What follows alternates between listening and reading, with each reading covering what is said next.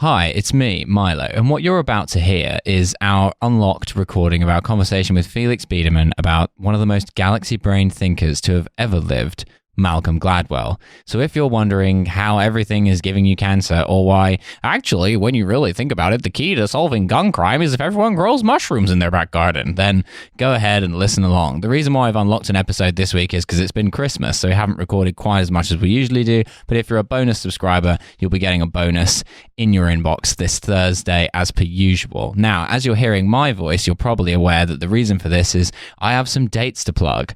I have ill-advisedly booked a room in Liverpool to do my show on the 17th of January, and I don't know anyone in Liverpool. If you live in Liverpool, if you know anyone who does live in Liverpool, please buy a ticket to that. It's a critically acclaimed show, and it's going to be at the Hot Water Comedy Club. There is a link in the description which takes you to a kind of general splash page for all my gigs. The Liverpool one's near the top.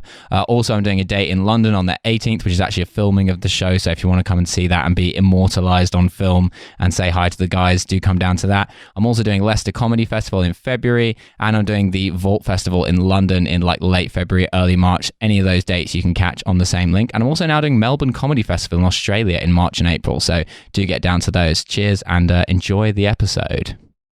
The last time we did this, we did an episode about a public intellectual with you, Felix. It was Steven Pinker. It was the new year. It was the first episode we did of 2019. And I feel like a lot has happened since then.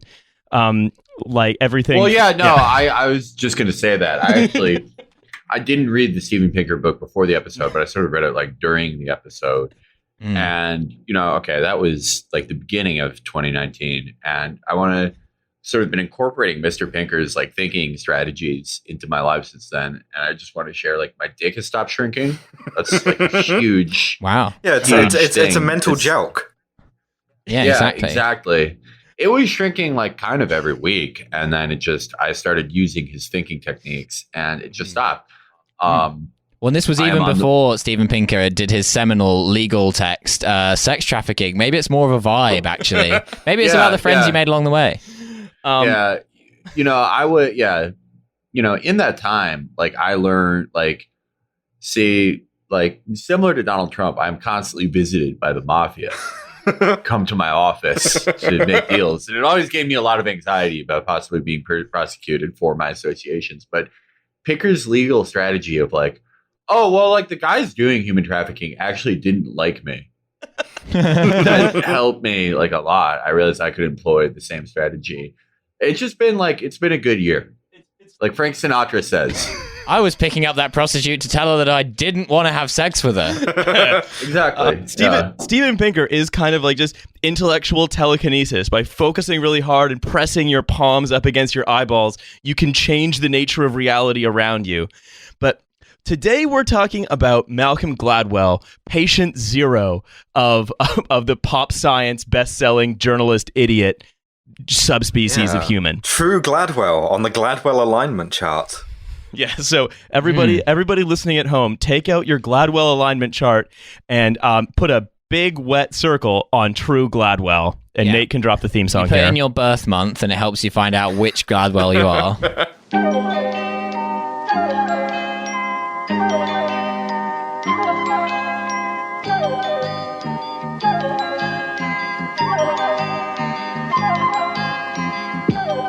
Hi, everyone. Welcome back to this week's bonus episode of Trash Future. I am Riley. You may remember me from every previous episode, free and bonus. I'm, of course, joined in studio by Milo. On the phone from Glasgow is Alice. And then joining us also by phone from the wilds of America is Chapo Trap House's Felix Biederman. How is everybody? Oh, good. We were discussing burgers and how they were going to make the end of history happen sooner. Right. So I think I'll explain this again. Yes. So what people have to understand, like, think about periods of strife in history, the 100 Years' War, the 30 Years' War, the other wars. Like, what was like, how would you eat back then? Well, typically what eating meant was like everyone lived in a different like hut on somebody's farm.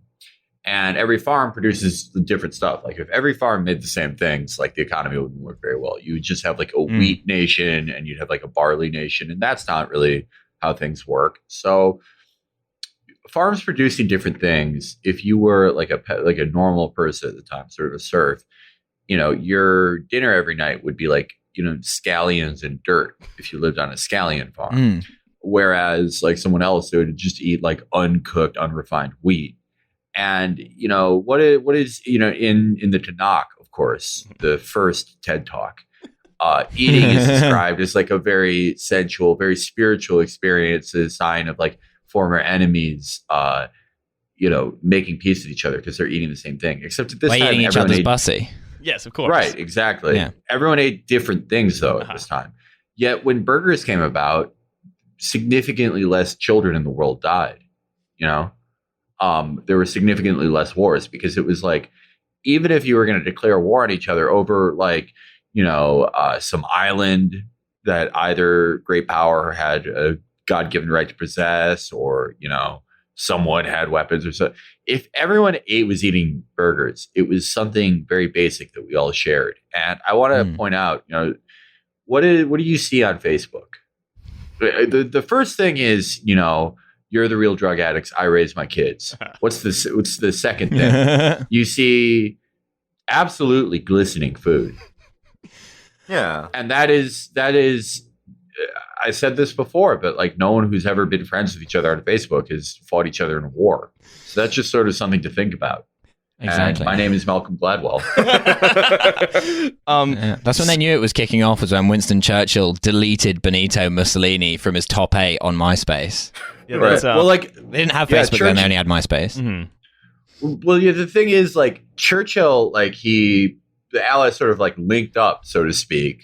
Like they were sort of like, I fuck with you, you're dope. Like I saw this kid playing acoustic guitar, I fucking fell in love with his shit. He doesn't have any socials. Like they all did that. Yeah. Yeah, in Mom's Bomb Shelter, they all did that because they saw each other posting pictures of meals and were like, yo, you chef it up like a boss. Like, but like, man. And like the Axis, the opposite, they're in the Facebook group together, but it's like the wine moms who say fuck group. And so they're together, but they all hate each other because they have that like contrarian thing going. Right. And like Hitler was the alpha mom, and like everyone had to pretend to like Hitler, but they secretly resented him because he wrote a book called The Art of Subtly Not Giving a Fuck. That was a bestseller. He wrote it in prison. And, it was like from Bad Bitch Press, and longtime editor Joseph Goebbels helped edit it. Chapters that resonated with a war and depression scarred German populace. Chapters like, stop trying to make Jews happen. It's not going to happen.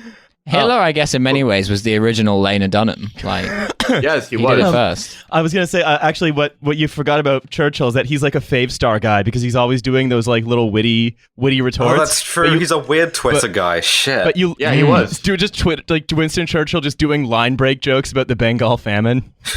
Damn. Yeah. Getting his Netflix special canceled. Yeah, that was a big deal. Like Clement Attlee was a comedy reporter who got him canceled, and it was a huge deal.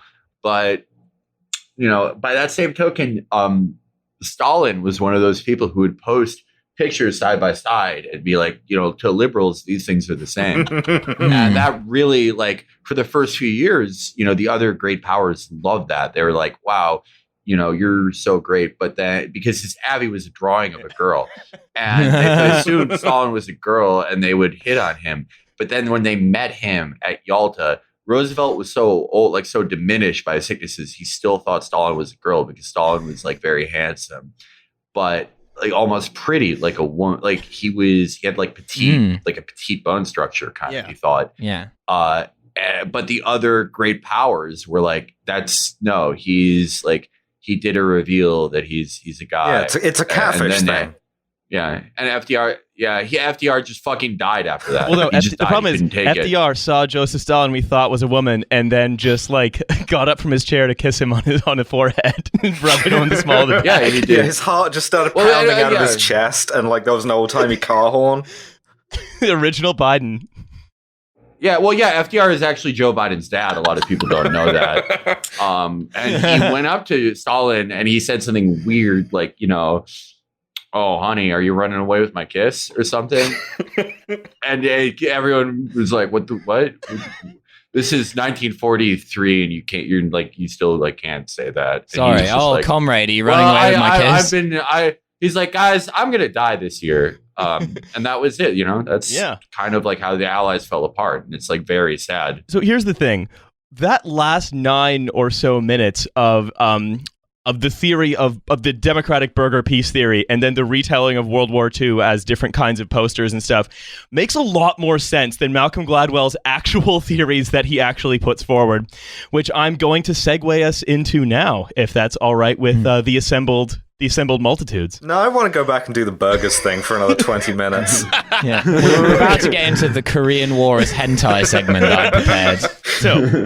So, I've got this in front of me. I've digested a shit ton of Malcolm Gladwell's reading over the last sort of several weeks, and I hurt my brain doing it. But I wanted to start off with a little bit of who is Malcolm Gladwell. So Malcolm Gladwell, like we all know, he's a sort of famous doofus, but the roots of Malcolm Gladwell is that, and this is a quote from his from what he said about himself, I decided I wanted to work in advertising, so I applied to 18 advertising agencies in the city of Toronto and received 18 rejection letters, which I framed and put on a row in my wall. Well, that's very normal. There's, to be fair, all of the advertising in Toronto is just like, hey, bud, do you want to buy a pop? Well, no, I mean, I actually, this is Illuminate. I did not know this. Yes. That Malcolm Gladwell was actually, he wanted to be a sex god. No, he wanted to be Canadian Don Draper, but he just didn't have the stunning good looks, and his tiny body couldn't handle all the alcohol. Right. Cigarettes, they make bitches like you. Canadian Don Draper, you've done it again. We'll get to the simple cigarettes. Don Draper. Well, yeah, similar to Drake, he had to sort of make it like he had to become sort of a star in America to come back and become a sex god. Yeah. This is the hero's journey that everyone talks about. It's Joseph Campbell shit. Yeah. So Malcolm Gladwell, much of his sort of income now, in addition to writing these bestseller books, he also gets paid a lot of money in speaking fees for banks, pharmaceutical companies, tobacco companies, and so on. He's basically like a combination of Hillary Clinton and Sideshow Bob. And so this is from the disclosure section of his website. He has to disclose. Have I given paid speeches to companies or industries mentioned or affected by my articles? Yes, I have. If you've been affected by the issues raised in this program. Yes, I have. Yo, my money real good. I'm about to win a Malcolm Gladwell class action lawsuit. I'm about to get my Gladwell settlement. But like, you just get paid in insights. Damn. Yeah, it just means he comes to your house and gives you lectures. I have Mr. Gladwell, this court finds that your literature did not make the plaintiffs either glad or well. What do you have to say to that? Oh, damn, mis-selling PPI again. Damn. So, yes, I have. On several occasions over the past 4 years, given paid speeches on the tipping point to many pharmaceutical companies. So did that create a bias in favor of the pharmaceutical industry? Who can say? Wow. Yeah, I mean, he's not saying no. Great shit. That's rules. So, that's a 50-50 shot of anything in the world. Yeah. I love it when the guy whose whole thing is like, oh, you can like systematize anything and like find the weird truth in like how all these big systems work is just like in response to his own like, oh, you just a corrupt shithead. He's like, I don't know, I guess. Yeah, that is a tough one. Yeah, the start of this book is people say things all the time for fucking likes, and it doesn't mean a fucking thing. Well, that shit isn't real. Wait, he's FaZe Banks. No, I was trying to think of this actually. Like, I wish. I think he's Chris Lovell. Like, I think a little bit, yeah. Yeah, where it's like you may have to explain Chris Lovell. Felix, I'm going to leave this one to you. I don't want to like give too much about Chris Lovell away because like people try to get him in trouble, which I like. Oh, I'm sort of I'm against. I'm like I'm like a civil libertarian, liars on the internet kind of. Like if someone like spends a lot of time lying, you're not going to call the Marine Corps and be like, "Yo, did this guy actually serve in Grenada?" Yeah, it's like people. Yeah, my first rule is like lying is really funny, but like so Lovell is. You've probably seen his posts. Like he first blew up because he would post these like sort of ill-fitting pants and blazers like over turtlenecks and like sort of very gaudy Aces shirts and be like patient visit outfits. And it would get like 9,000 retweets. He never did them up properly. Like he would like have them either done up unevenly or do like the button of the jacket to the pants. But like they were all, you could always see his dick perfectly in them. It was very that's funny. That's what women want. Is we want a guy who we can see his dick and he doesn't know how to button a shirt. Yeah, damn. But anyway, like he would pose that he was like a back surgeon for a while, and he like clearly Back surgeon. I'm not a back surgeon, but I'll take a look. He said he was a 24-year-old back surgeon, and it's like Jacob so awesome. It's so awesome, but like women would get really horny for he would just. Well, I post mean, the I already pictures am. of outfits. Yeah. I mean, Damn. yeah. He's giving women like back boob jobs. Well, his great What about Yeah. getting titties on the back? the Titties. The best Chris Lovell posts are always the ones where he'll like take a picture of like 8 different pairs of shoes that are probably just still in the store, being like, "Wish I had a girlfriend I could spoil. Too bad my last lady cheated on me." Well, yeah, that's the Chris Lovell signature is like, it'll just be a picture of like, it's obviously like $300. That's like for rent or something. And he'll be like, this is for my future wife. If a woman wakes up at 8 a.m. every day, she deserves 10 bands a week. it's like most people sort of wake up at 8 a.m. Like that's not like very uncommon. Like So he took a fucking day trip to Hawaii. He said he didn't actually go to Hawaii, but like he's like, I was gonna go to Hawaii with a girl, but and I also paid her student loans and all my back titty money. But she cheated on me, so I'm just going to Hawaii myself. But he was gone for like a day, and no one's ever taken a day trip to Hawaii. And he was like, I wish I had a wife to drink margaritas in Hawaii with. You know, the thing that the famous Hawaiian drink. famous Hawaiian margarita. Well, what people don't know is that Chris Lovell actually lives in a pineapple under the Pacific Ocean, and therefore he can go on a day trip to Hawaii because it's not very far. Whatever he wants. But yeah. So the last thing is like in Hawaii, he posted a video of his hotel room. And the thing that like the biggest tell for him, I think, was like it was just like a normal like mid-range hotel room, right? And he posted a video of the shower. It's just like a regular glass shower that you see in like any fucking like a Marriott or fucking whatever. And he's like, "Ooh, see-through shower. You know I'm gonna do something in there." And it's like it's every hotel for the past 15 years. Damn. He rocks though. Like I don't think he's doing anything with this beyond like exchanging nudes with like I don't give a shit. No. He's not doing. I don't his think fellow he's, like, back surgeons. No, I also am going to go on the record as like Chris Lovell. Great, don't fuck with Chris Lovell. He's enjoying the basic hotel shower on a level that most of us aren't. And again, tying this back to Malcolm Gladwell. Now that we know who's the guy who I think would be impressed by Malcolm Gladwell, I've got another sort of some of his stuff I've digested.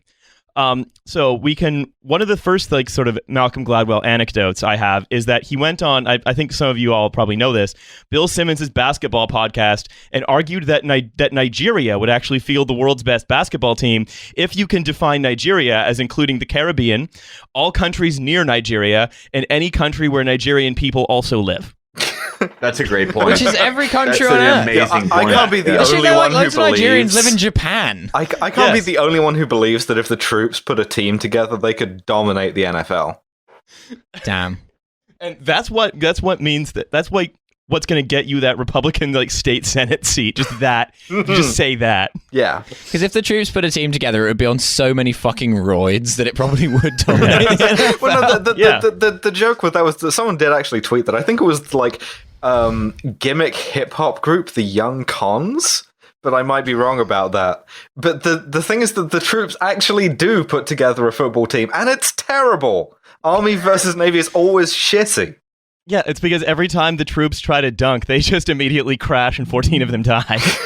Yeah, it's like that is the funniest thing. Just like no one in the NFL or like NBA, like there's no one who's like, oh, this guy is from the Army team. Yeah.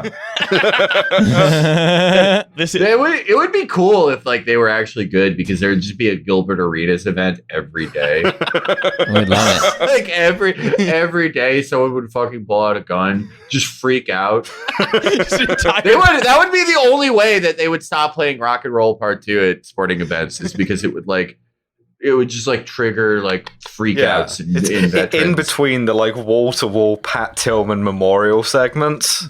Yeah. So I also have some of his famous conclusions from his book Outliers, and again, I think we probably know a couple of these, so I'm going to do them 3 of these really quickly. And then I have one I'm going to go into a little bit longer. So here's one. Tech billionaires tend to have been born in 1958. Yes. If you're looking to just fucking cake up, be born in absolutely 1958. be born that year. Yeah. That's a huge Go back and do some Marty McFly shit. Get your parents to fuck in like 1957, and then you're absolutely gonna get this money. What an incredibly useful insight, because most people who were born in 1958 did become tech billionaires. That's how it worked. Well, there was something magical about that year. What he's saying is they were just coming out of college at a time when personal computing was becoming inexpensive and widespread. And so but the effect of this is like to be one of those like lib posters online who's like the hell year 2016, and then the next year the even worse year 2017, just forever. So by that logic, 1958, it ggets better and better as you go further and further back. Exactly. The year where everyone's a billionaire. He also pushed. Let's all meet up in the year 1980. Folks, 1985, you could get a fantastic hand job. I'm talking really good hand job, folks. The kind of hand job you can't get anymore. They won't let you have it, folks. They're taking it away. They won't let America They won't have give it. it. The liberals, they looked at the hand job and they said bye-bye. They said bye-bye, hand job. Okay. Oh, here's another one. It's kind of a Gremlins Trump. Yeah. You're a little bit too high on the high end. Yeah. You gotta go low. But here's another one. The broken window policing theory, which basically says, in short, that if you allow the police a free hand to punish minor infractions of the rules with overwhelming force, then you will use what Gladwell calls the power of context to dissuade larger scale rule breaking. Damn. Yeah, so if you just arrest everyone, then there won't be anyone in the neighborhood, and then fewer windows will be broken. I love it when law enforcement is the punisher. That's my favorite way. Like, I love it when, like, you park your car on a double yellow line, and a cop comes up and just like shoots you in the face and sodomizes your corpse, and you're like, well, damn, I sure won't murder anyone now. Yeah. I've been this neighborhood looks very nice. No one's parked weird. Yeah, it's more contextualized now. There's more context. It's almost as though all of the people who live here are terrified for their lives. Great. We call that the power of context. We do. So here's the third one. Why does he give these names to these things, by the way? I think it's because he wants to seem like he's doing a scientific theory. And so you have like the theory of relativity or whatever. And so because he wants all of these things to seem like reified concepts, if he gives them like names with like capital letters at the front or whatever, and it's like, we call this the power of whatever, it sounds like he's doing real stuff instead of just sort of shitting out of his doo-doo ass. Yeah, I think that's it. He's like Huey Lewis in the news, just kind of like, oh, that's the power of love. That's what that is. Yes. Here's the third one. That Asians are good at math because rice farming is labor intensive, just like math is. This is the burgers thing. This is incredible. And so rice is a wet food. And so Asian cultures reward hard work, specifically unlike African hunter-gatherer cultures.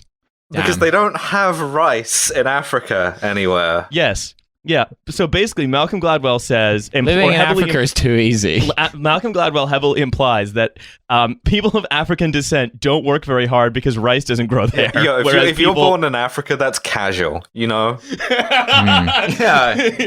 Yo, I'm in ranked rice farming.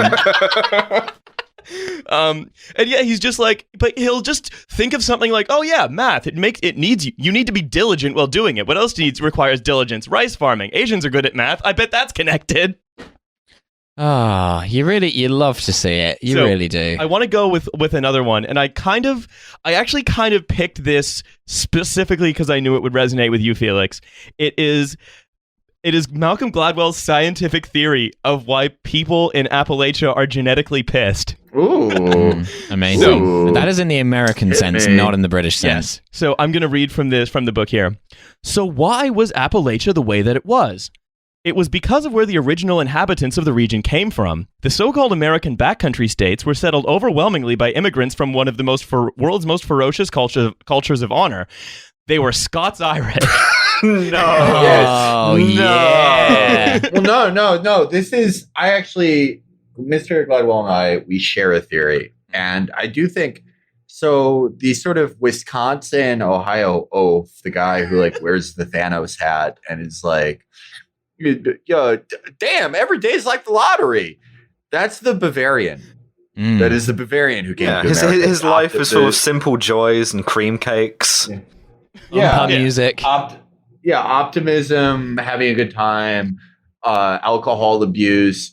Whereas the Scots-Irish, for their life is marked by alcohol abuse, among other things. But it is a pissed culture. And if you were to look to where Hinder sold the most records, I bet it would correlate with sort of Scots-Irish migration patterns. So do we think that Trapped is a fundamentally Ulster band? Well, absolutely. They're on those murals, and the alcohol, the alcohol divide too between like the happy beer drinker and the pissed whiskey drinker. Yes, classic. So I'm going to continue. I will happily murder a papist to get my hands on another whiskey. So what he says is the people of the region were steeped in violence, herdsmen scraping out a living on rocky and infertile land. And when they immigrated to North America, they moved to the American interior, remote, lawless, rocky, and reproduced the new world, the culture of honor that they created in the old world, generations and generations to come. So basically, he's saying that like is he people a in Scottish Appalachia, weeb? Like, I'm the samurai of this shit. One of my favorite animes is the Highlander. It does sadly not concentrate on the traditions of the Scottish Highland as much as I'd like, but he uses a traditional Scottish blade in this film and engages in typical Highland honor. You can see because I am dressed in this very special warrior skirt, which is actually incredibly manly. The senpai kohai relationship, but it's the big man wee man relationship. No, it's the that kid that said it's tape from the Hanway Forge video. That kid was Scots-Irish, actually. Yeah, he was. Yeah, absolutely. So here's what they actually did to prove this: is they did Malcolm Gladwell then talks about a scientific experiment that was done to prove that people from Scots-Irish are genetically pissed. Damn, was it called Northern Ireland? Well, what they did was they did a thing in a university where they had a bunch of men who are either from the region of Appalachia or not, all grad students, fill in a questionnaire, and then they sent it in a hallway, and then they either fucked with them or they didn't. Then they measured how pissed they got. Is this the University of Wasp Studies? Like you just get bored and just decide to fuck with the Irish. Kind of. Did they control for whether or not the person in the experiment was actually lucky because they were on parole? So, as the young man tried to squeeze by in a narrow hallway, the experimenter would look up, annoyed, and say the word asshole. For the Northerners, there was almost no effect. They got out of the way 5 or 6 feet beforehand, whether they had been insulted or not. The Southerners, by contrast, would give only less than 2 feet. Call a Southerner an asshole, and he's itching for a fight. Southern men are genetically touchy. Wow. I've been saying that. If Roy Moore proved anything. Yes.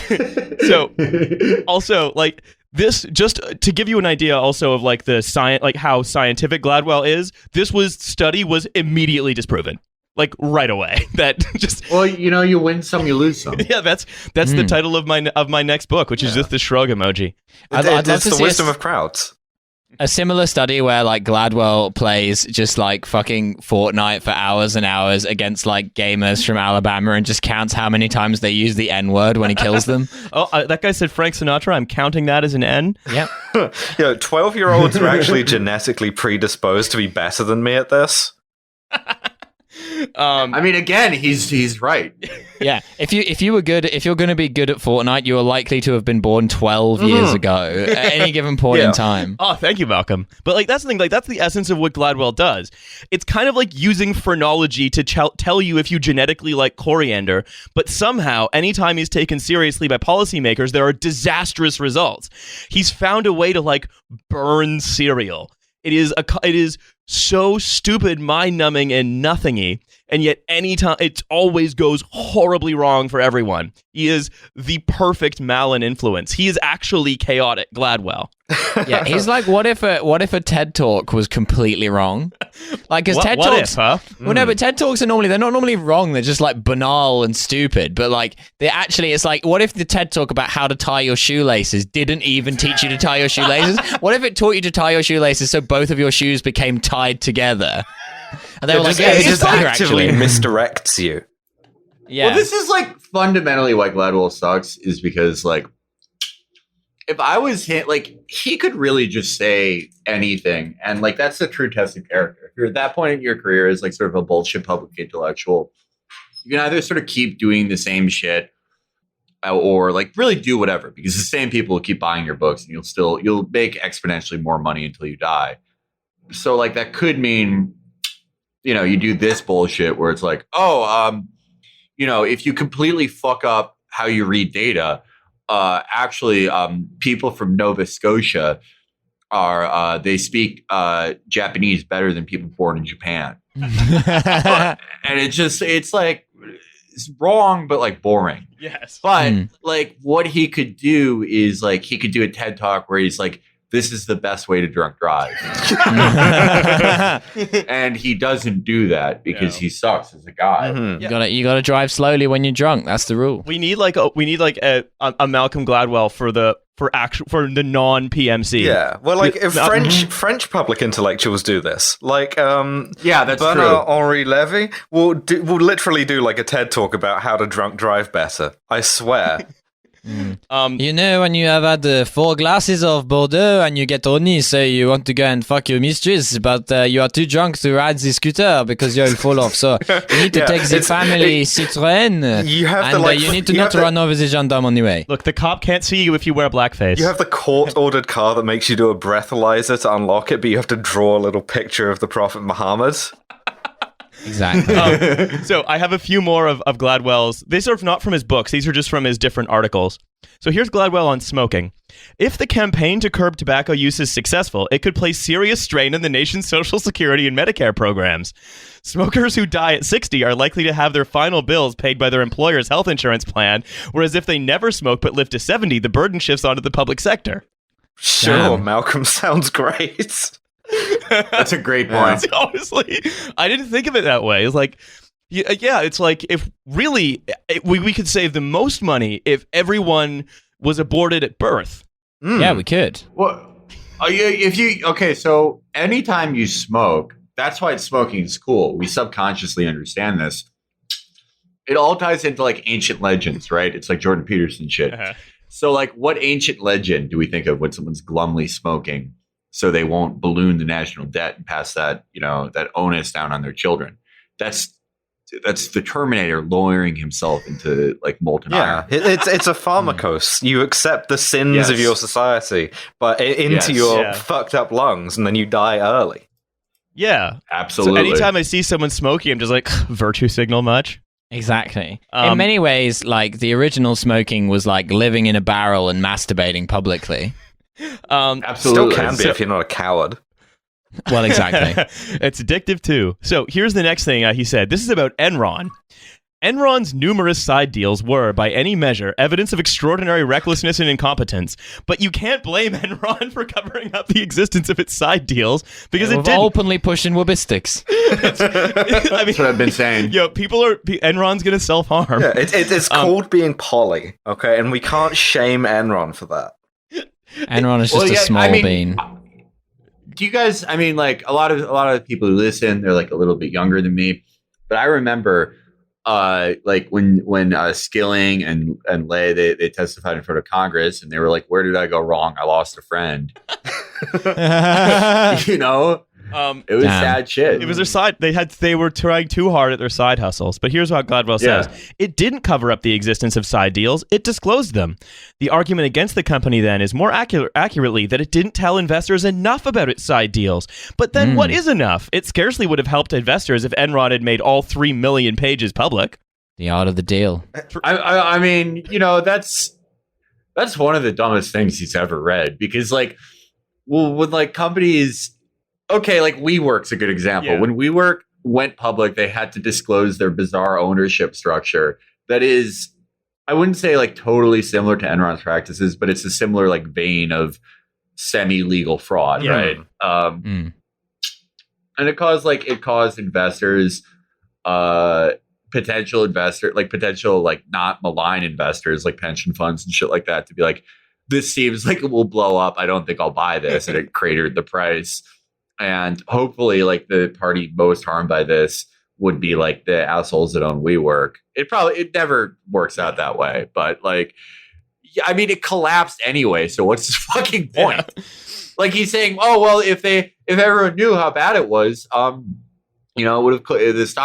company would have collapsed and everyone would have lost their money. But it's like that happened later after Enron executives like repeatedly told their own employees, no, we're doing better than ever. Buy more stock. While they were selling, selling the same thing to pension funds and shit. Like it just after they did like they were able to do years more evil shit, like the shit they did to the California energy market. This is one of the shittiest arguments he's ever made. But have you considered that the only two options are you either systematically lie about this stuff or you give everybody 3 million pages of documents just to their inbox? The two genders. Yeah. You just get giant like sacks like Miracle on 34th Street and you just dump them all in front of them. That's the other thing. He's making it sound like no one ever reads those, but like the reason that finance companies have people who they make work 120 hours a week for their first 7 years is to read those. That's the reason they abuse those people is to do this. Listen, you either die Enron or you live to see yourself become WeWork. And what I find funny, right, is like that Malcolm Gladwell will look at something that has two extremes, right? Which is, lie or disclose so much that the data becomes useless. And he's like, well, because these two extremes exist, we couldn't possibly do anything else. So no one can say where the limit is. So we can't really blame Ken Lay for this massive fraud. And I've got one more before we go into the book Talking to Strangers. This is a fucking 5-hit combo. Like, are these in quick succession? Yeah. It's wounding me. On American versus Canadian healthcare, an interesting thing about Canada is that Canada doesn't have and every dog is going to wake up when I say this, inner city problem that America does. Ooh. Canada's cities are donut shaped, actually. It does not have it does not have a large and entrenched underclass, and that's a huge burden on a healthcare system. They're called Quebecois. A lot of the cost of American healthcare is a function of who we are as a nation. We're a country that runs up a big healthcare tab. We're a country that has yet to figure out how to address the social challenges we face. Which is big fat wet bitches. And as a result, the healthcare system carries much of the burden. And that's why, Gladwell then concludes, that's why I never trust cross-national comparisons of healthcare spending. It's just not useful until you've normalized these differences. You know, like America's... Normalize the end of my dick. Jesus Christ. He's happy to normalize the difference between Asia and Africa according to what kind of farming they do, apparently. Yeah, but you can't compare the American and Canadian health systems because America has an inner city problem. All right. Well, I feel like, I did not come in this to defend Gladwell, but I feel like I'm repeatedly sort of thrust in that position. Repeatedly would have gone to hospitals. The doctors are just talking about rims and hose. And there's like, they're not listening to anything like Everlast or Led Zeppelin. And, I'm 13 and I love this music and none of my classmates do. They like Justin Bieber and like swag stuff and like Soulja Boy. And, basically, that's why my healthcare costs so much. Yeah. Well, the doctor is sagging his pants. The doctor's not listening to smart rap that's about social problems. Well, the healthcare is free in Britain. No doctor's listening to Lyrical Cookout. No, they never. They'll never listen to Logic. They'll never listen to any of that. And it's like actually very sad. But I do want to correct Gladwell. He said that like Canada has like no inner city problem, which is not coded at all. No, not at all. Literally, that's the least coded thing I've ever heard. The cities are all donut shaped in Canada. It's a well-known fact. Yeah, that's the only thing he's referring to. Yeah. But Canada does have one of the most feared gangs in the earth. Drake's OVO gang does terrorize the Six. So like I would like to, but that is just one city. So Yeah. And they mostly terrorize the 6 by stunting on everyone, and then you see their diamonds, and then you have to go to the hospital to get your eyes treated. So like exactly, that's a big problem, and like you can't compare America and Canada because we have the OVO gang, and in America they have the Treyway Bloods, and so the healthcare systems are completely incommensurable. Well, exactly. And absolutely. Parents in Canada, they're always like, you stay away from Drake's gang because if you see them on the street, they're going to come up to you and give you sweets and stuff. So stay away from them. They're bad guys. But like what all of this proves to me, right, is like if you think hard enough about something while trying to be clever and counterintuitive about it, you can just kind of invent data to say whatever you want. Like you can decide that America's large underinsured population makes it a bad candidate for universal health care, and that a better program would be to distribute free cigarettes to the poor. Yeah. Well, actually, ISIS, if they really got together and worked together, they could make the world's biggest hamburger. Yeah, but they don't have the culture of hamburger cooking that like enables that kind of diligence. Yeah, no, that's true. I think I figured out what Gladwell is. Like Pinker is just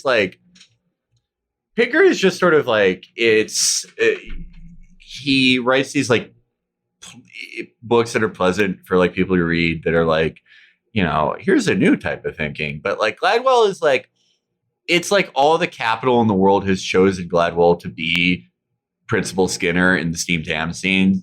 Just point to every shitty thing in the world and be like, actually we're having Aurora Borealis right now. I was so delighted. Actually, this is fine. I was so delighted to learn that Pinker and Gladwell have actually been beefing back and forth in the pages of the New York Times. Yes, I did not know this. Pinker, this would not have happened if XXX was still alive. Pinker called Gladwell something like a facile thinker. It's amazing.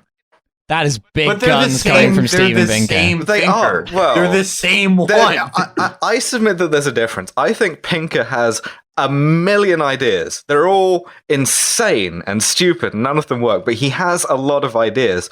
Gladwell has no ideas, but he can like recontextualize, and like he can tell you something that like Capital is already fine with, but it's the problem of whatever.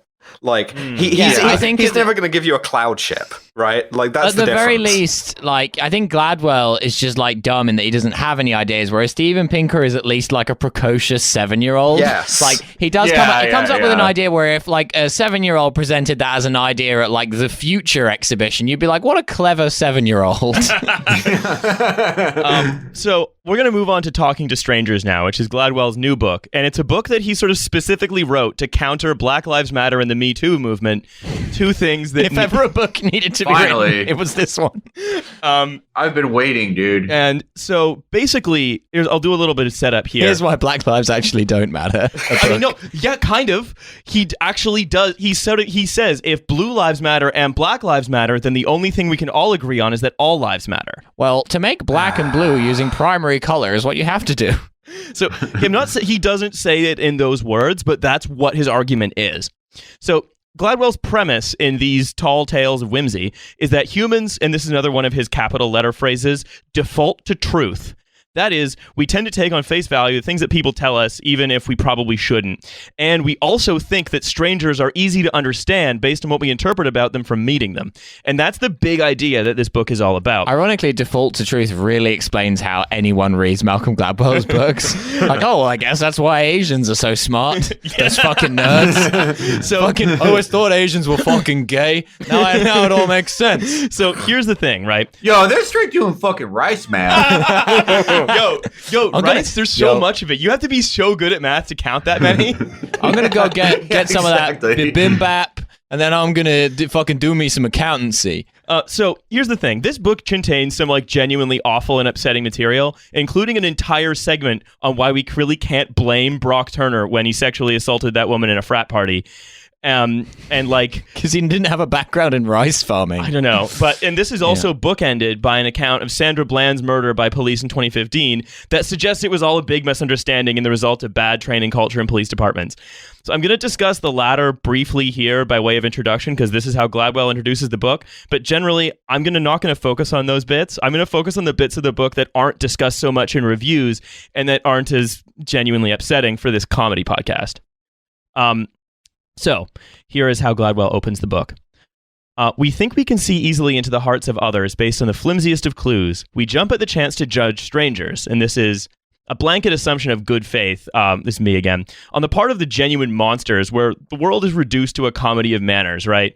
In this world, it's easier to explain that the police are just sort of stupid rather than that they're white supremacists. Yeah, but they're bumbling through their like well-intentioned thinking about strangers or whatever.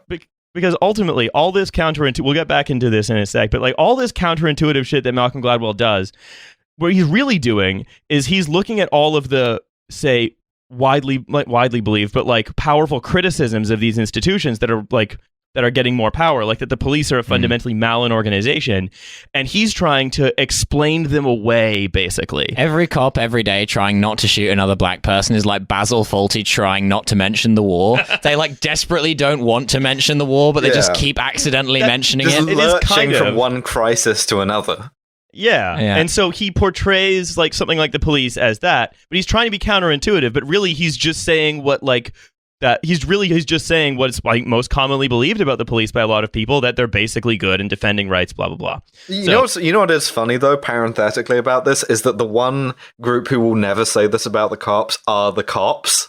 Every time you talk to like a police union or something in the aftermath of some horrible crime that they've done, they're never like, oh, we're just trying to assume the best. It's like, yeah, fuck you, we did that and we had to. And it was good, actually. Well, it's because like he said, like, so he says, he opens the book.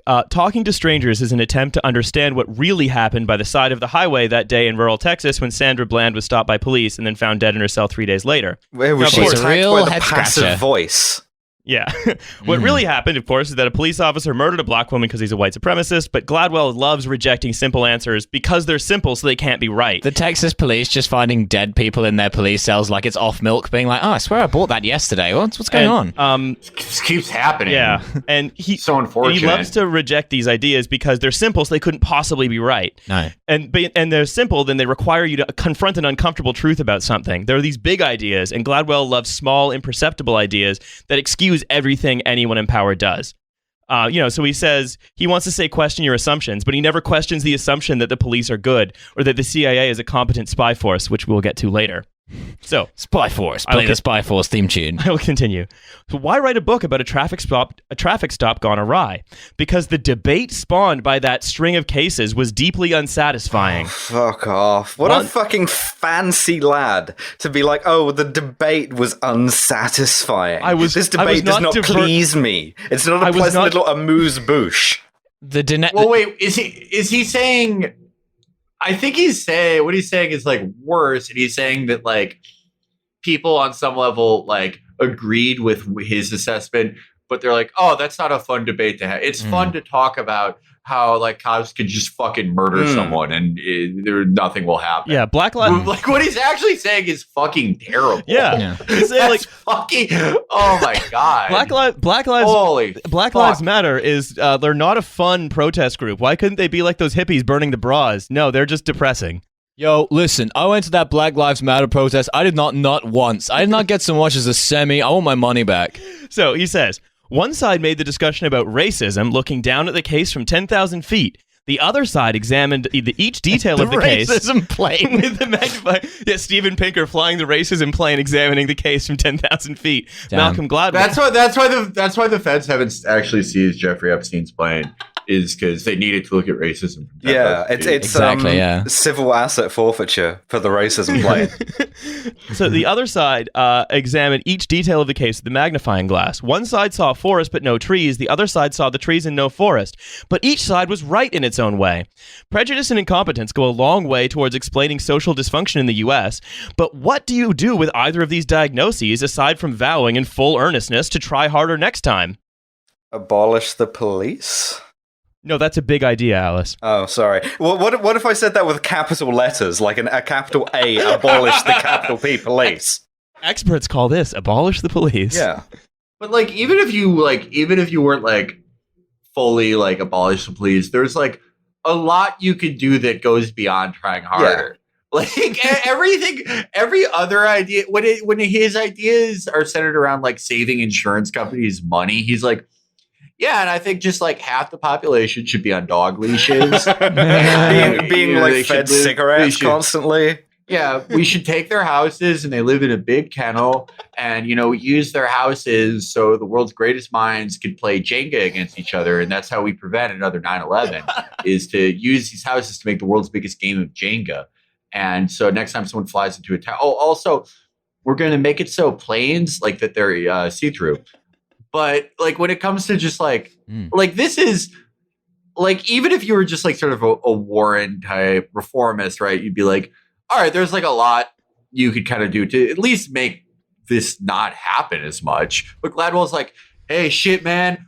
Yo, all you can do is try. Tomorrow ain't promised.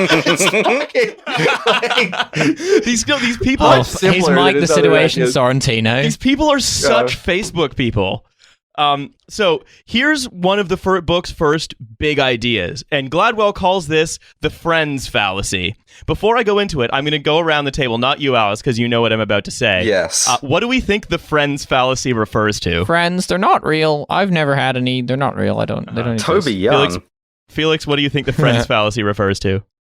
All right, so the reason that like Ross was good at archaeology was that he was friends with the Taiwanese child growing up in the series, like in the canon of the series. Lathe of heaven. Here's the thing, Felix. He actually is referring to the show Friends. I knew it. I pulled something out of my, like, I tried to like go from existing Gladwell. I don't know what his thesis about Friends possibly could be, but like, I knew it would be because it's like every Gladwell book, there's a rhythm. It's like one of those pop songs that's been written by the same Swedish men since like 2003. Where it's like, all right, tough idea first, and then like, all right, we got a little something fun, but it's gonna make you think. That's exactly what's happened. He starts out with brutal police murder, and then transitions to here's what's interesting about the show Friends, and here's why it explains all that murder. Damn. So here's what he says.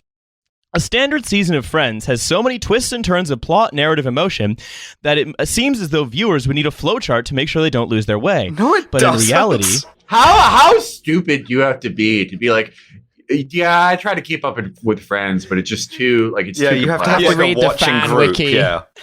Like that's your Evangelion.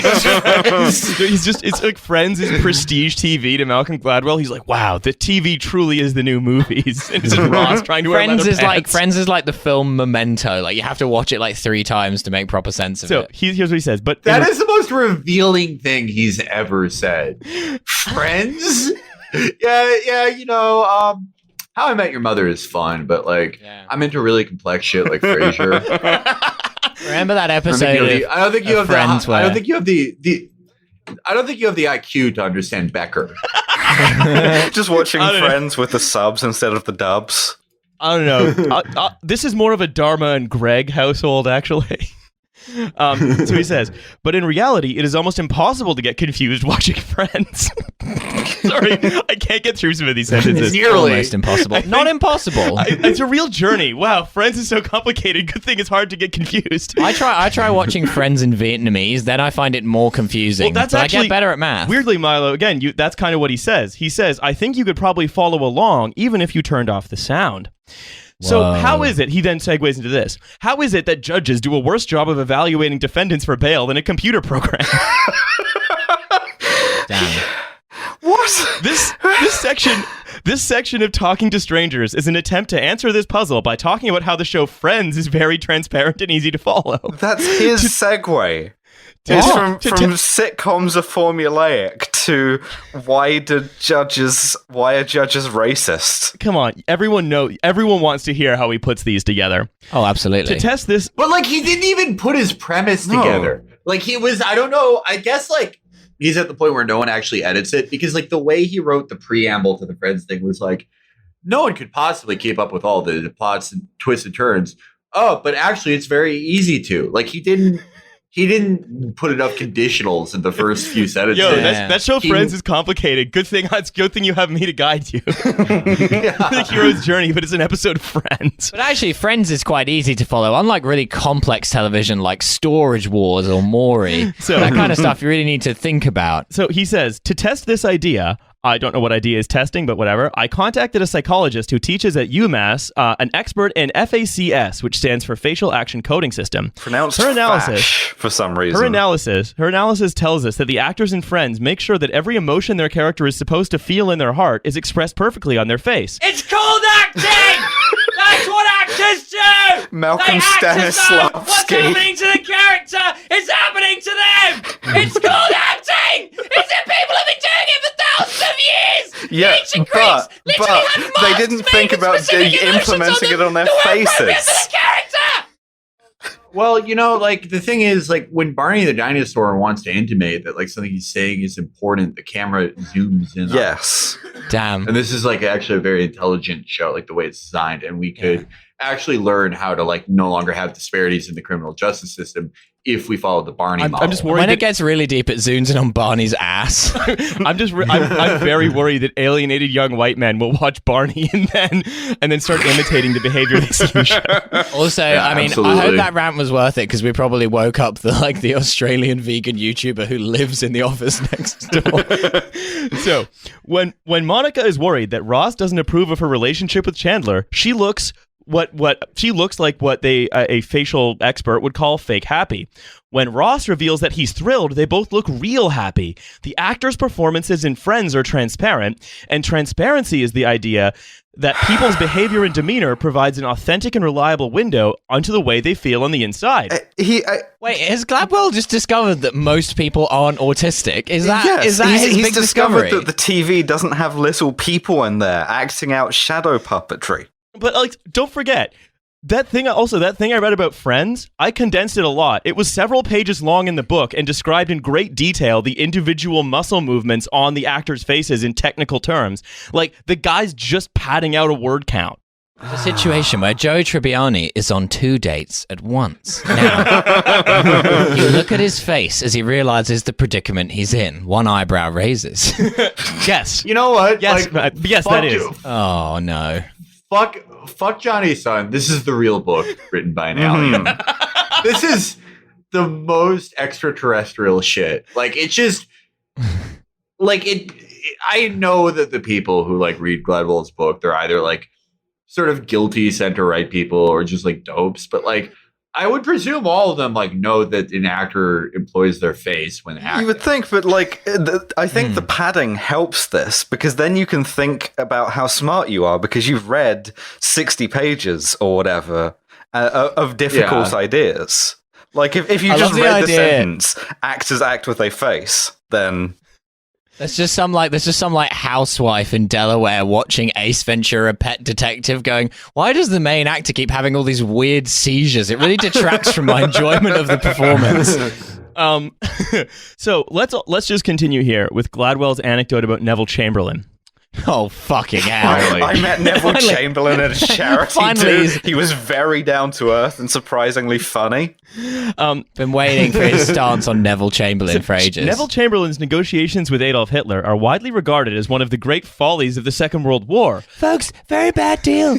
He went to get a deal. He couldn't get a deal. Folks, he doesn't know deals. No, Neville Chamberlain, the no-deal prime minister. Hitler said bye-bye. Chamberlain, after meeting Hitler, wrote to his sister, Hitler's appearance and manner when I saw him appeared to show that the storm signals were up, but then he gave me the double handshake that he reserved specially for friendly demonstrations. Damn, it sounds like Neville Chamberlain was a fucking idiot. You could have done better. Yeah. I don't really believe in like Monday morning coaching, but no, he could have done better. Yeah, I mean, when Hitler gave me the secret handshake that he only does with his best friends, I thought he was telling the truth. And then we did like a Blood Brothers thing, but it turns out I just got several diseases. Yeah. Hitler had this special handshake that he reserved for people he really respected, where he actually reached down and like felt for your foreskin to see if it was there or not, and that was his truest sign of respect. So, Chamberlain, and here's where Gladwell gets into the theory. Chamberlain was acting on the assumption that we follow in our efforts to make sense of strangers. We believe that the information gathered from a personal interaction is uniquely valuable. You would never hire a babysitter for your children without meeting that person first, and companies don't hire employees blind. They interview them over and over again. Can't believe he hired Hitler as a babysitter. They do what Chamberlain did. They look people in the eye, observe their demeanor and behavior, and draw conclusions. He gave me the double handshake. Yet all that extra information Chamberlain gathered from his personal interactions with Hitler didn't help him see Hitler's true intentions more clearly. It did the opposite. So it's a Malcolm Gladwell way of saying things like, realize. Is the cover of this book just the S that everyone used to draw? He took I don't know how many pages to describe the act of lying. Yeah. This is the most, just fucking trade Bitcoin. You want money that bad. Like, fucking Jesus. But how did this get made? Here's the great thing. I mean, again, people buy this shit. Here's the incredible thing. Gladwell goes on to do one of his capital letter big concepts from this. Of course he fucking the conclusion does. So the conclusion he draws from this is that appeasement happened. We call it the Hitler babysitter phenomenon. If only. Where when someone was your babysitter, you find it hard to believe later on that they were bad. Whoa, that guy did the Holocaust, but he used to look after my kids. He was such a nice dude. The conclusion he draws is that Hitler was something called a mismatch, which Gladwell defines. I can't wait for this shit. Gladwell defines this as someone who seems like they're telling the truth when they're actually lying, or vice versa. That's just He wasn't called lying. But That's Hitler wasn't just even called lying. Hitler was like, yeah, I'm going to kill the Jews, and that's what he did. And at what point did he lie? Well, he was a bad guy. He gave him the fucking special handshake. He gave him a wink of irony. He said that he was going to just stop his territorial expansion with the Sudetenland, and then he didn't. And that's because he's this thing that Gladwell discovered He called had his a fingers mismatch. crossed behind his back. That was the thing. More or less. But if you think about it this way, right? What Gladwell has just done is compare Sandra Bland to Hitler with 300 pages in between to try and make sure you don't notice. Incredible. Damn. Because Sandra Why Bland do and people lie and then make problems for well-intentioned people like the cops? Because Sandra Bland and Hitler were both mismatches whose naturally puzzling nature combined with the, quote, power of context confused otherwise fine people with the best possible intentions. I love to get confused by Hitler. Sandra Bland did the double handshake because she wanted to die. Is it what? The fuck? Sandra Bland tried to shake the cop's hand but accidentally went for his gun. Like, what the fuck, Gladwell? Damn. Because he was an Italian-American cop, and therefore his hands were his guns. Yeah. These are weapons. God damn it. She reached for my weapon. Yeah. What the fuck am I hearing? I mean, this is... It's grim. It's grim. It's really... not good. It's really... Really not really good. not good. And also how No like bueno. the main problem with Hitler apparently was that he lied, because if only Hitler had been more honest, then there wouldn't have been the whole Hitler problem of like World War II wouldn't have happened if like people had just been like, hey, don't trust this Hitler dude, as though like the whole of World War II was like a fucking like The Sting like classic short con where like Hitler tricked everyone into signing over Poland from the police station. It's like Inside Man. So I'll carry on. Here is Gladwell's discussion about Bernie Madoff. Oh boy. And so what we have is the police, politicians, because like these people couldn't possibly be stupid or idiots. There must be some other explanation. And now finance guys. So this is a story about a hedge fund called Renaissance Technologies that found itself invested with Bernie Madoff and decided to then conduct an investigation into their investment with Madoff, who they found immediately was an obvious fraud. That's a dangerous business, starting to conduct investigations if you're a hedge fund. Like that's how you get like hyoid bone deficiencies. Hey, this huge pile of gold teeth that we have in our office, where did these come from? So, did Renaissance Technologies sell off its stake in Madoff? No. They cut their stake in half. After Madoff was exposed, federal investigators sat down with the fund manager and asked him to explain why they didn't sell everything when they realized he was a fraud. And the manager said, I never, as a manager, really entertained the thought that it was actually fraudulent. What? So, what? Finance. Trust no one, not even yourself. So on the one hand, right, we have this like mismatch thing, and on the other we have a hedge fund manager lying to the SEC, and one of these is totally implausible. I love this guy being like, well, I was thinking, we should stop investing in that guy because he's probably a fraud. But then I'm thinking, but I'm the guy who said we should invest in him in the first place. So why the fuck am I listening to me? I should listen to someone smart like Bernie Madoff because he tricked me in the first place. And he's saying, keep the money invested in me. So why should I listen to myself who's fucking dumb over that guy who's smart? It was a Long Island-based hedge fund. So yeah, that's basically completely right. He was willing to admit that he didn't understand what Madoff was up to, but he was never willing to believe he was an out-and-out liar. He, and you can hear the capital letters on these next words coming up, defaulted to truth. Damn. Yeah. So no, finance guys couldn't be stupid or liars. No, that's impossible. Whereas if he'd had his own like private rice farm allotment, then he probably would have been able to work it out. He didn't need enough rice. I mean, it's like, this is like, unless you're like kind of an idiot or like deliberately not seeing things, it's like, this is very obvious. It's like they figured out this is a Ponzi scheme and they're like, all right, so we obviously don't want like, I don't know how much they had in there. We don't want to lose the entire amount, but like, well, if we lose half, we have the potential of like getting continue to get interest payments until this thing blows up. Or like worst case scenario, we can write off half, which would be great for us. And instead, Gladwell is like, all right, this is the thing called the friendship phenomenon, where he thought Bernie Madoff was nice. Oh, fuck. We've discovered that people's decision-making capacity can be heavily influenced by whether or not they think they're going to get their dick sucked. Kind of went to a Joker voice there. And I was just struck by the idea. How I got this? Yeah. So I have one more Gladwell story, and this one actually ends.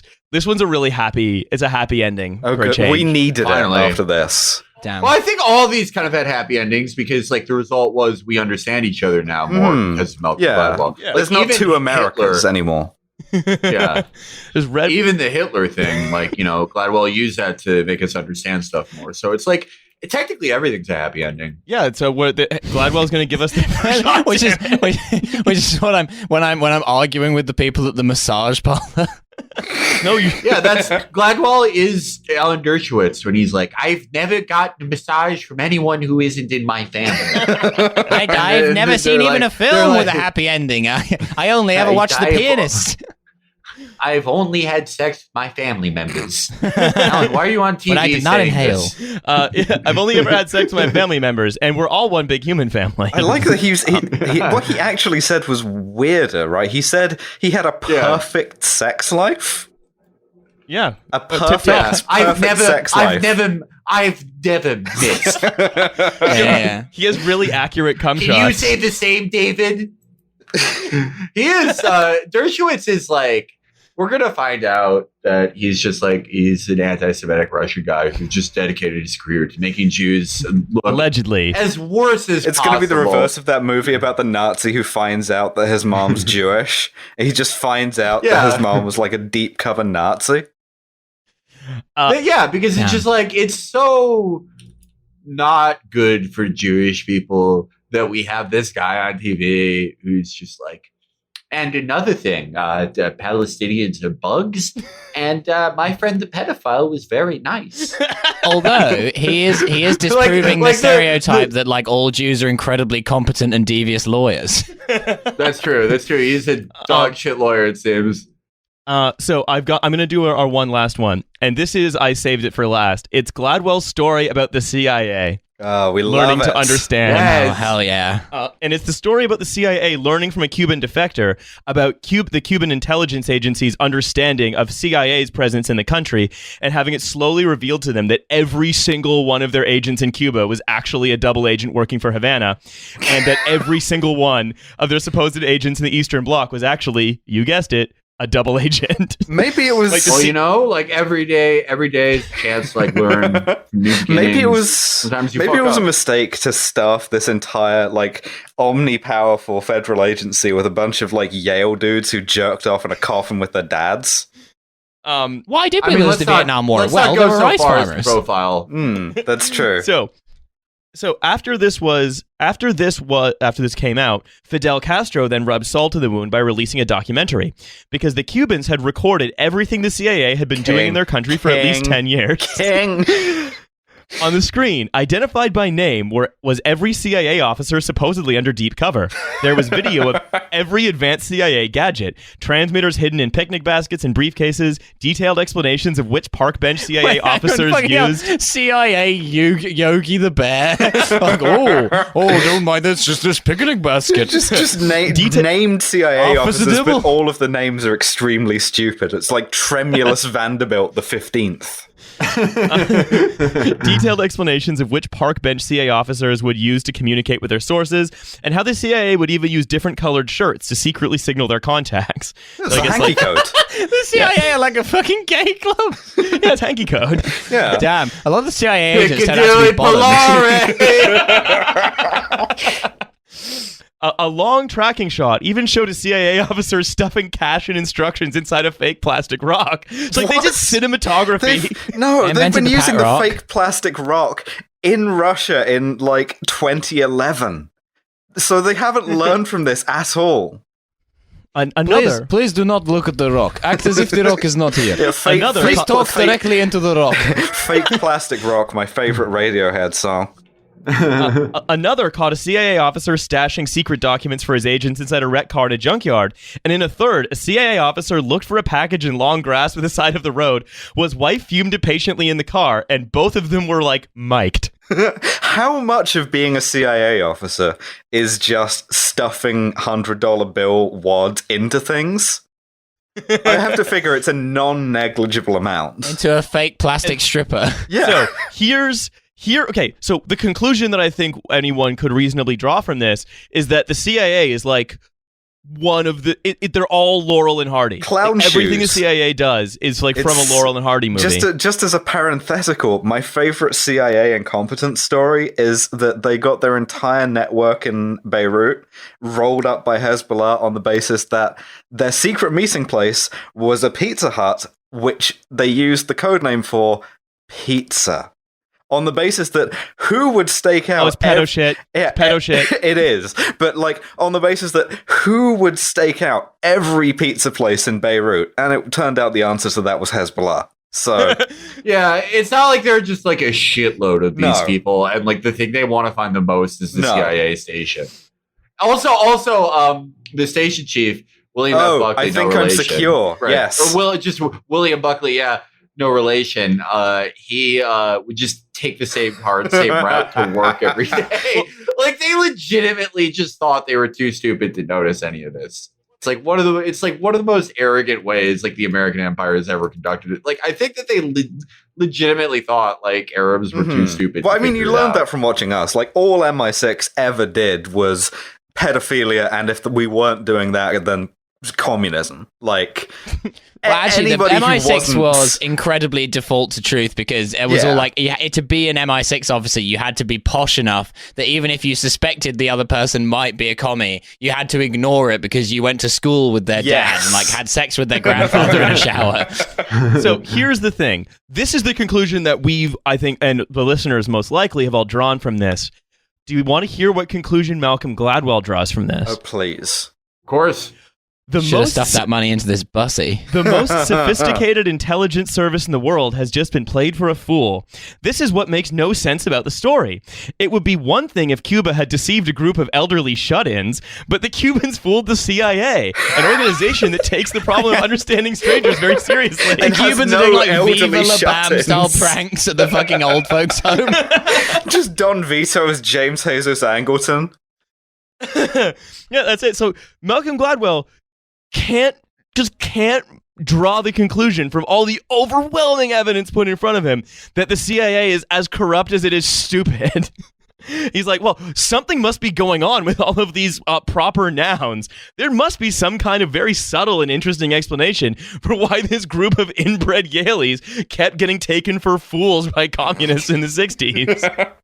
It's because they didn't spend 10,000 hours like stuffing $100 bills into things. Well, exactly. They didn't do it well enough. It's like, then this is the most fundamental thing about Gladwell. He can't imagine that the police, CIA, finance industry, politics, whatever, he can't imagine that it's filled with transparently evil and monumentally stupid people. So he keeps having to come up with like cute theories to do with the show Friends as to why this is all fine. Amazing. Because he has, because it's like the 7-year-old's view of the world thing. It's like those are the adults, so they can't possibly be wrong. I think that's right. I found, by the way, I found Steven Pinker criticizing Malcolm Gladwell, and he owns him by doing his own thing back at him. Because Malcolm Gladwell interviewed a guy, and he talked about the eigenvalue, right? Like one word, eigenvalue. And because he had only ever heard it said, called it the Igon, I-G-O-N value, with a capital I. And Steven Pinker calls this the, with all caps, Igon value problem.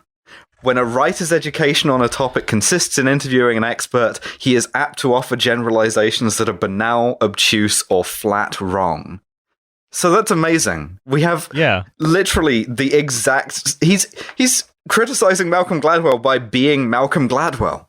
In the end, we all become Gladwell. It's true. You either die Steven Pinker or you live to see yourself become Malcolm Gladwell. Jesus. So I wanted, before we close up here, because I think we're getting close to time, I want to do a quickly run around the table and see how we're all physically feeling after we just went through a distilled 20cc shot of Gladwell. Exhausted, man. Damn, just had my back doors blown in by knowledge. I don't feel like it's more depressing than I think the Steven Pinker thing, because it is. There's no whimsy to it. Yeah. Pinker's like, he's like, what if we did cloud ships and the rationality internet and all that? Pinker is like neoliberal Willy Wonka, where it's going to kill a bunch of children, but he's like, oh, well, what if we had a chocolate river? But Gladwell is dismal. Yeah. I feel like the fake plastic rock. Felix, how you feeling? That's exactly how I feel. Like when we read Pinker, like it was a blast. Like his shit is so fun because like he has the same worldview basically, like the same view of the political economy and everything. But like his solutions are such fucking bird-brain dumb shit. It's like, oh, you came to have a good time, and like you put like it's so stupid that I know he at least did some work on this book. But Gladwell is just like, it's boring writing, and the things he ends up saying after he drags you through just some tortured analogy is like, well, like black people actually like getting killed. Like it just like it's insane, and then just something brutal and horrifying. I feel like I've just been in I've been in purgatory. Yeah, but like even the wildest of them, which was for my money the why don't more people smoke cigarettes one, was still like deeply unsatisfying because Pinker would have been weirder about it. He would have had them all smoke pipes or something.